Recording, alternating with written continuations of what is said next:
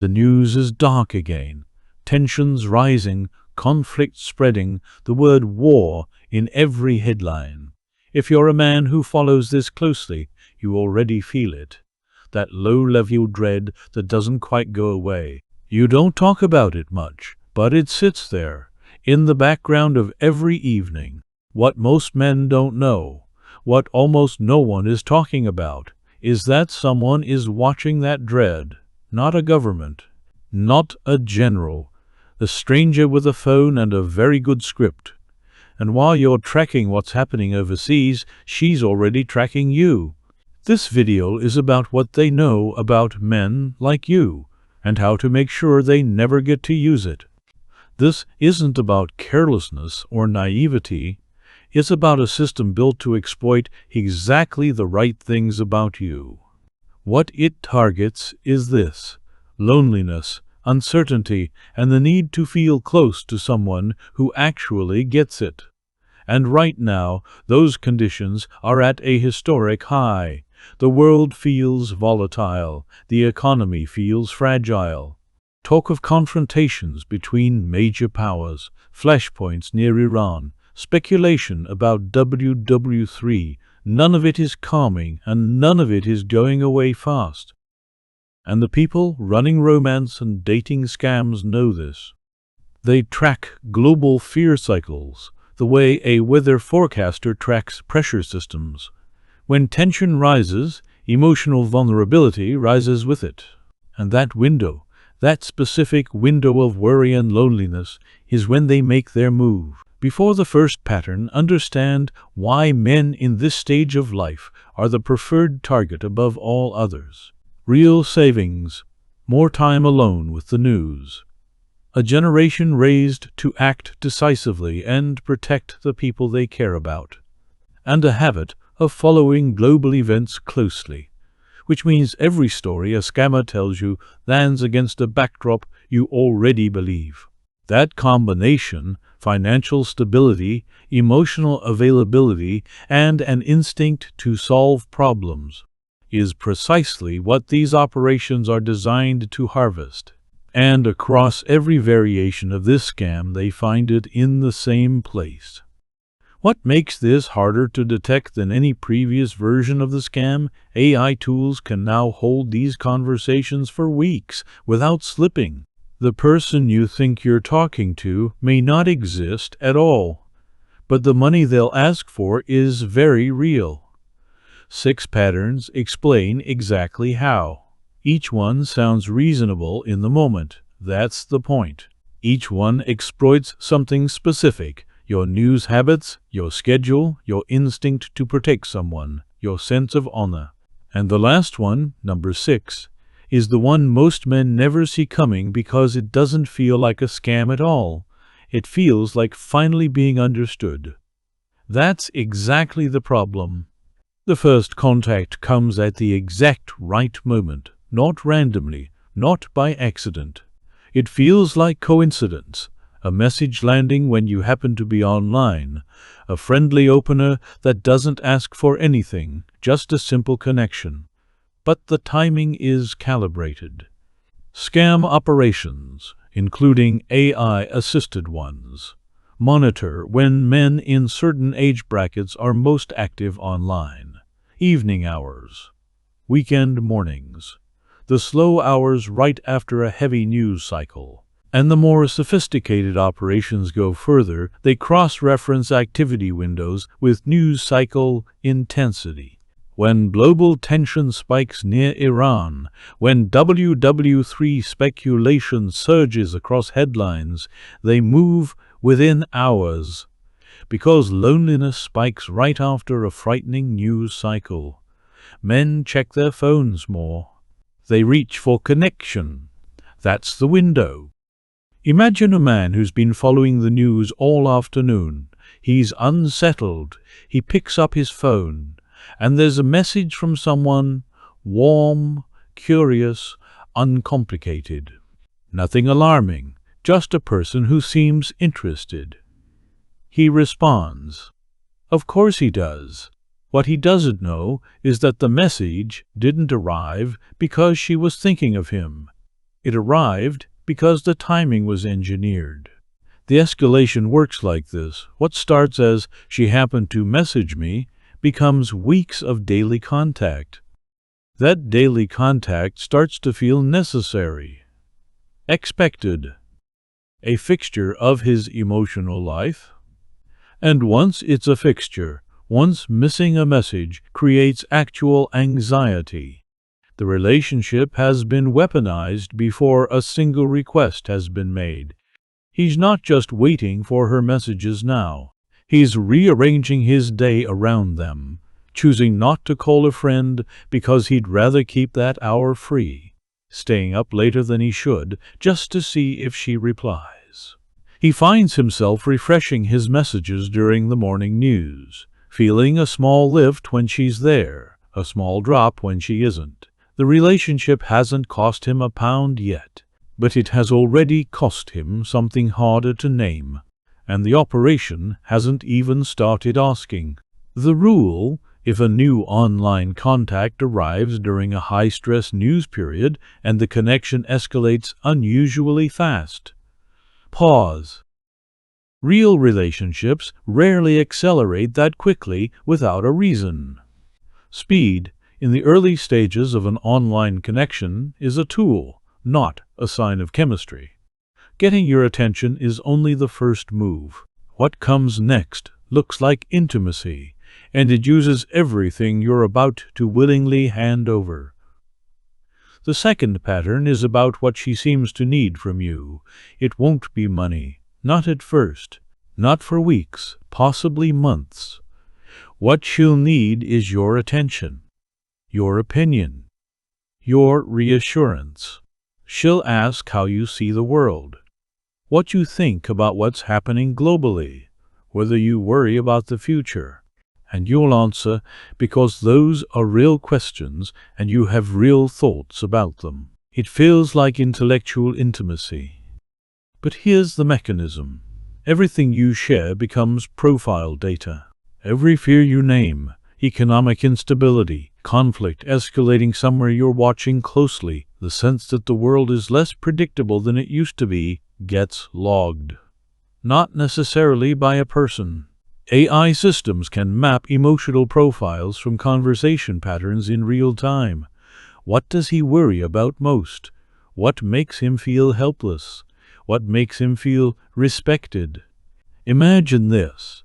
A man mentions, in passing, that he worries about what a prolonged conflict scenario would mean for his family's financial security. He's just being honest. It feels safe to say it to someone who seems to genuinely listen. 3 weeks later, when the conversation shifts and she needs help with something financial, and she frames it around protecting what she has from outside forces, his own words become the script. He feels understood because she's using his own fears to speak to him. That's not intimacy, that's profiling.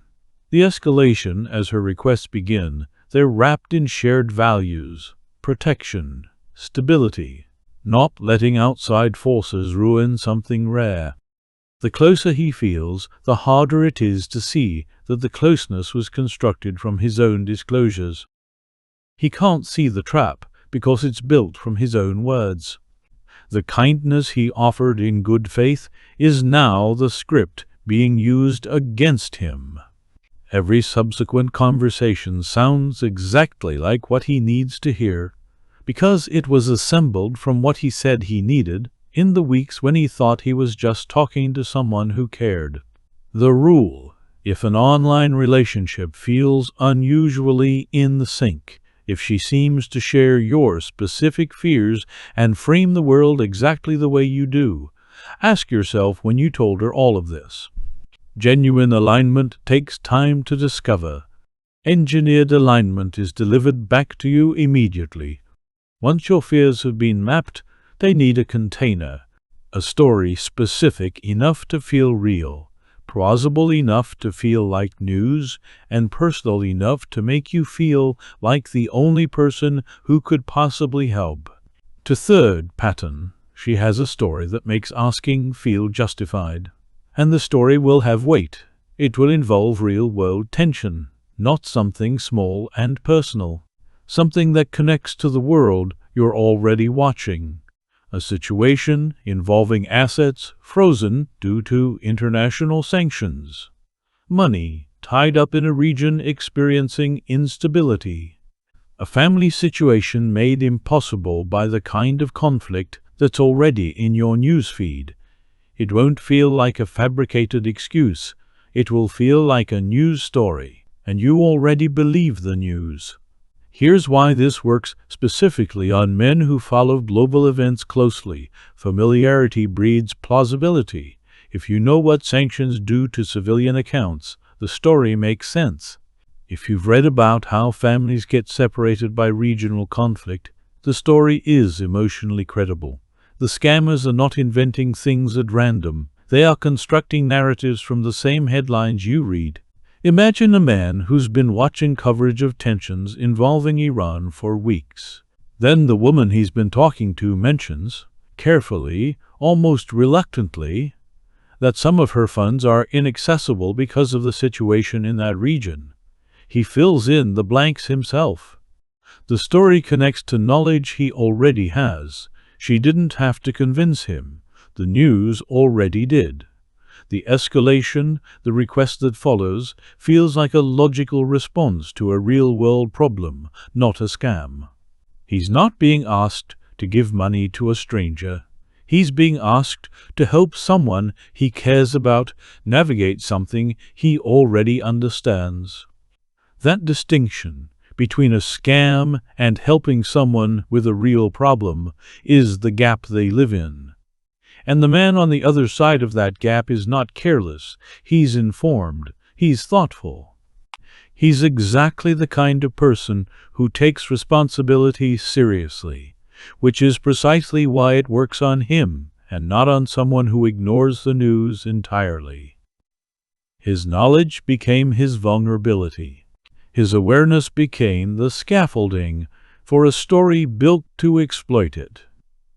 That's the part that doesn't get said enough.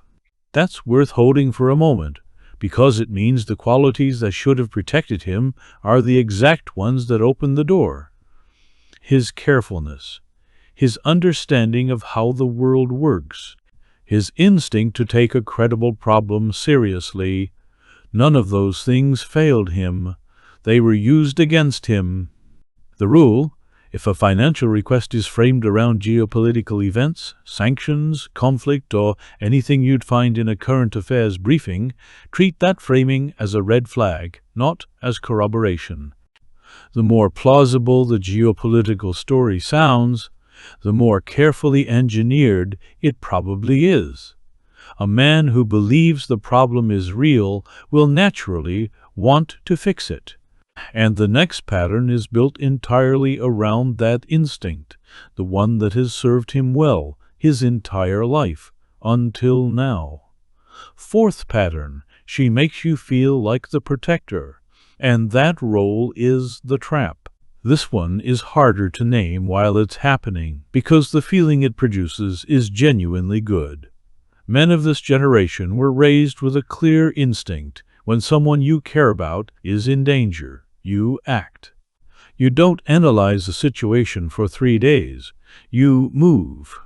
Scammers and the AI tools some of them now use know how to trigger this instinct with precision. She'll be in trouble. Not helpless. Never that. That would feel wrong. She'll be capable, competent, someone who handles things herself. But right now, in this one specific moment, she needs someone. And you're there.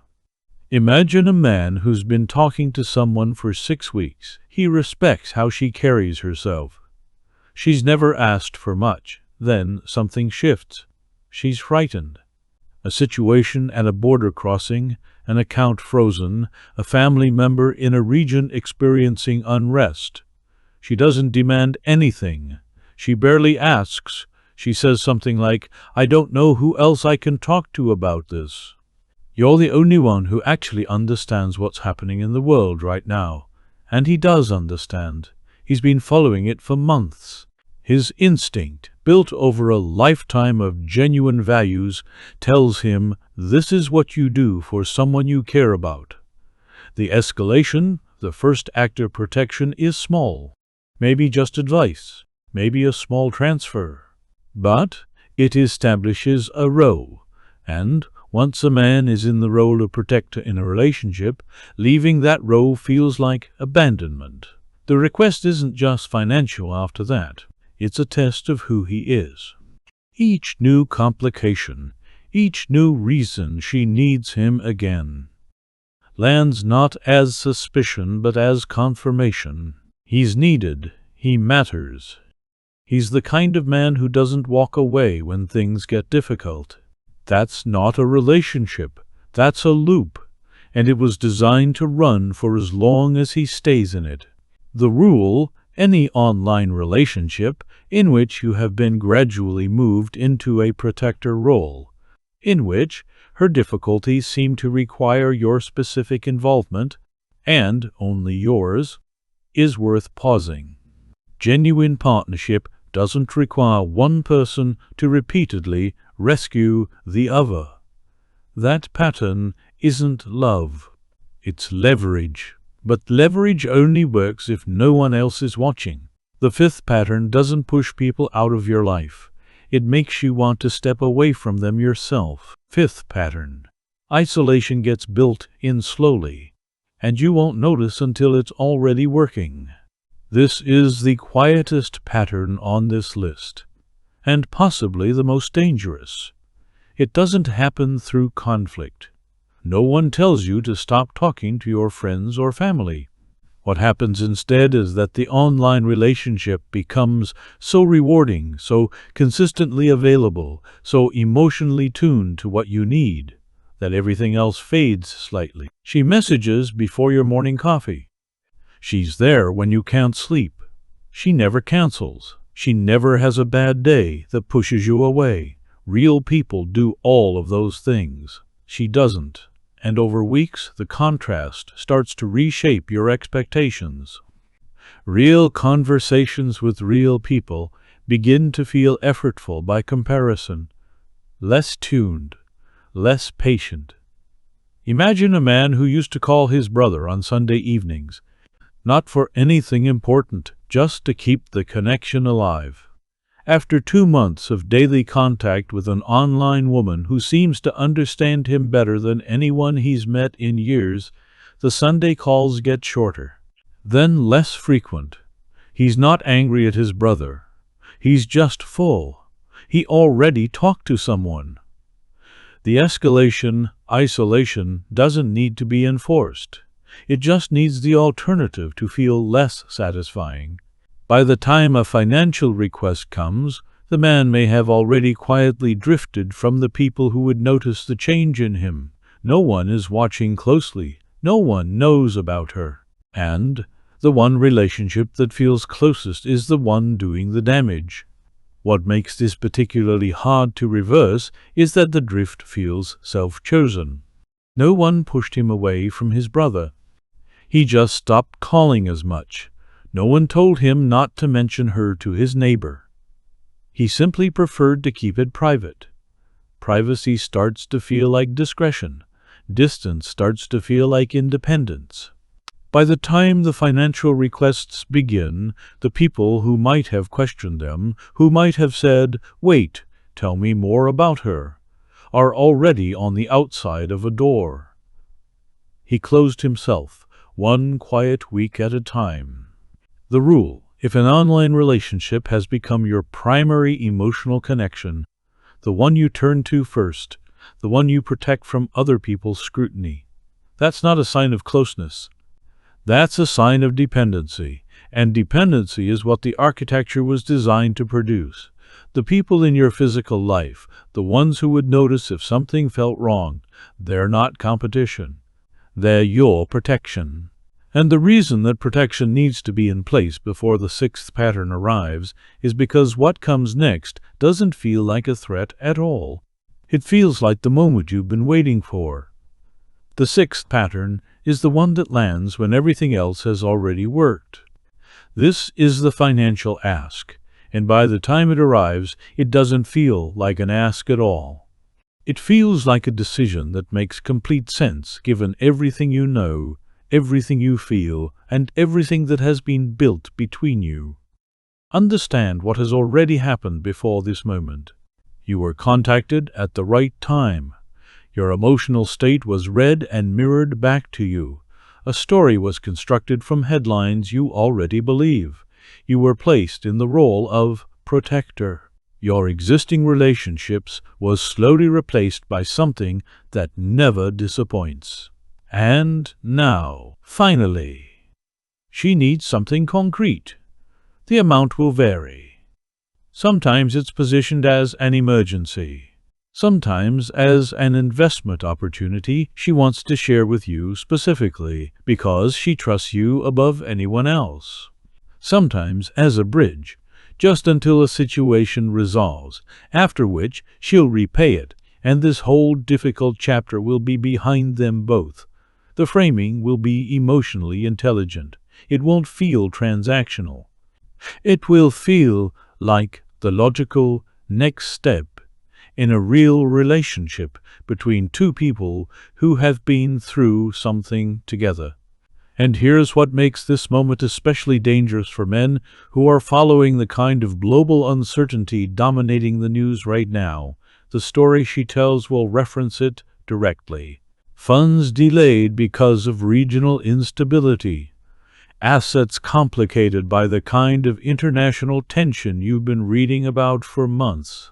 A situation made impossible by the same forces that are making you anxious about the future. She's not lying to you in a vacuum. She's lying to you with your own context as the backdrop. Every article you've read about sanctions, conflict zones, banking complications during periods of international tension, all of it becomes the scaffolding for a request that sounds completely plausible. And that's the key word, plausible. Because none of this is designed to be obviously false. It's designed to be just believable enough that your own instincts, your desire to help, your understanding of the world, your care for this person, do the rest of the work. Imagine a man who has been through all 5 of the previous patterns. He's given months of time, of trust, of emotional investment. She comes to him. She's frightened. She doesn't want to ask. He can hear it in the way she phrases it. But she doesn't have anyone else.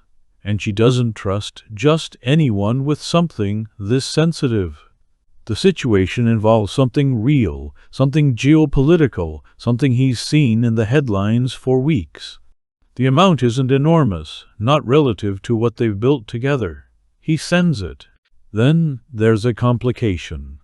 A small one. She needs a little more to clear it. Then another complication. The escalation doesn't stop because the structure isn't designed to stop. It's designed to continue for as long as he continues. Some men in this situation lose thousands. Some lose far more. Some lose savings. They cannot rebuild at this stage of life. And at each step, the decision to send more feels like the same decision as the first one.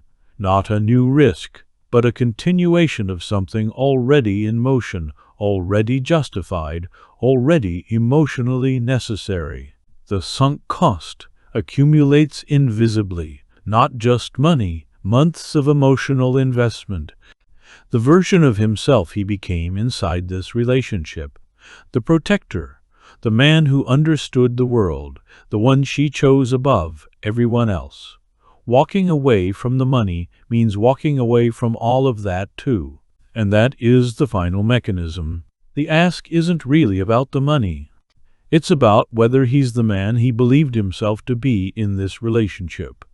That question, more than any sum, is what keeps the transfer going. But the financial loss, as devastating as it is often not what breaks men in this situation. What breaks them is realizing that the relationship, The one that felt like the most genuine thing that had happened to them in years was a construction from the first message. That the loneliness it answered was treated as a resource. That their care, their instincts, their values, none of it was ever met with anything real on the other side. That is the real cost of this pattern, and it deserves to be spoken plainly, without softening. The rule is simple and absolute. No genuine relationship requires financial transfers before you have met in person. Not one. Not under any circumstances. Not for any emergency. Not surrounded by any amount of geopolitical scaffolding, however convincing it sounds. If money is moving from you to someone you have never physically met, stop before you act. Call someone in your physical life first. A family member, a friend, a financial institution, anyone whose voice you can hear without a screen between you. The moment you bring this situation into a room with a real person, the architecture collapses because it was only ever built to survive in private. The news right now is genuinely difficult to process. The world is moving fast, and not always in reassuring directions. Conflict, uncertainty, the particular anxiety that comes from watching the distance between stability and instability. Narrow. That's real. But that feeling, that low-level vigilance you carry, is not a weakness. It's a rational response to a complex world. And it belongs to you.